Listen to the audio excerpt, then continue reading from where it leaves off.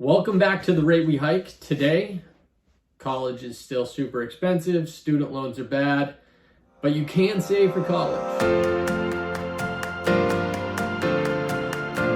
My name is Mike Shanley, financial advisor with Walnut Peak Financial Consulting, and today we're doing 529s. I think a lot of people know what 529s are. You know, they're saving for college vehicles. There's actually two types. I want to broadly talk about the other kind, and they've also changed a good amount since I've been in the business, which was about 15 years. So let's do some broad strokes first, and then we'll dive in deep. So I mentioned that there's two different types. So the type that I think most people are unaware of is prepaid tuition types. So there are types of 529 plans. They're in certain states, and you can basically pay today's tuition price for certain universities and institutions. You basically pay today's tuition price, and that locks it in under the assumption that obviously that school is going to cost more in the future.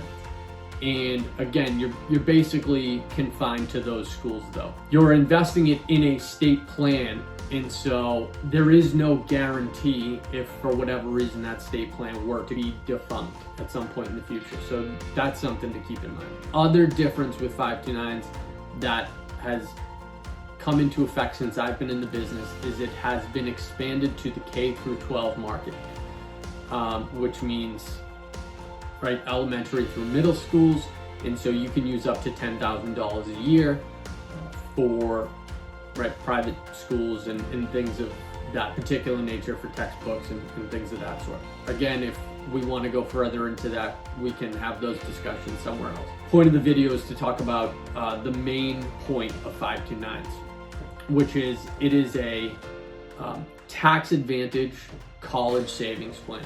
What that means is you would invest money into a 529.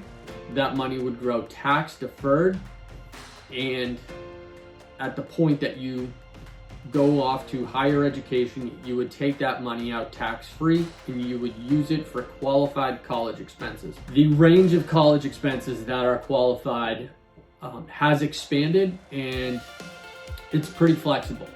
So it ranges obviously from the tuition to books, to computers, to boarding, which extends to off-campus boarding so long as it's commensurate to what on-campus boarding would be. And the list goes on and on. So again, it's a great tool to have. What does it look like when you sign up for it? First of all, in a lot of states, 30, I believe, you can make tax deductible contributions to the plan. So what that means is the person that's making contributions can also get a tax deduction. So that's an additional tax incentive. So who can make contributions? Anybody. The plan can be open for anybody, and contributions can be made by anybody to that plan, which is great because that makes it a great idea to present to family members to invest in that plan for your child to help it grow even more exponentially. There is great transferability with the plan, meaning that if you have multiple kids, you can open one or two, and in the event one of those children did not go to school or received a scholarship, they could pass that 529 plan on to one of the other children. So that's another benefit of the plan. When you invest in the plan, it goes into most commonly mutual funds, which we discussed in a previous video. A lot of times those are target date funds, meaning that if you invested for a child, say in 2020, when the child was born, it would most likely be a target 2038 fund. And as you progress towards that 2038 date, the fund would get less aggressive as to protect the assets that have grown while you've been invested in the fund. That is the setup of the 529 plan. Now, the main concern with 529 plans and why people have not invested in them was the transferability of them. Obviously, you have the ability to pass it on to direct family members.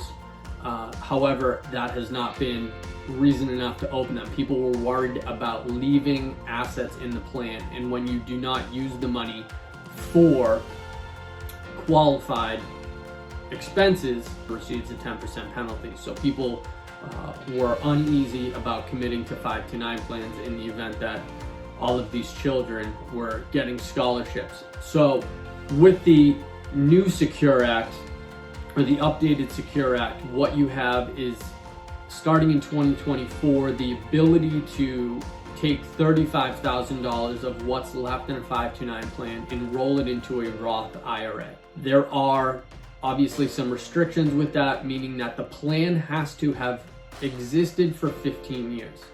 So once the plan has existed for 15 years, $35,000 of what's left in the plan can be rolled into a Roth IRA, and then subsequent contributions can be made to that plan consistent with Roth contribution rules moving forward. An additional thing to keep into consideration is 529 plans can be a great estate planning tool. So what I'm going to show you on the screen, something that illustrates perfectly, you're going to see two grandparents, Bill and Donna. Bill and Donna can make gift contributions to their grandchildren. You can make $17,000 gift contributions per year to each individual. Now, $17,000 per person. If you're a married couple, that's obviously $34,000 a year. There is a 529 exception or exclusion, whatever you might want to call it, that allows you to gift 5 years at a time. It's a forward gifting. So that actually comes out to $170,000. Now, a couple can gift $170,000 in advance per child. So if you say had 2 children, one child has 2 children, another one has 3 children, you have 5 grandchildren. If you happen to be a wealthy couple, you are able to remove $850,000 from your estate. And so on the event of your passing, you are able to avoid those estate taxes when moving those assets onto your children. So that's another idea. So 529s now have portability. They now have more flexibility than they already did.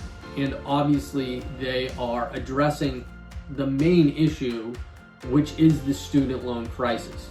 On top of that, some things to note would of course be the fact that of the parents that help their children go to school, 68% of them reach into retirement accounts. Accounts, not retirement savings accounts.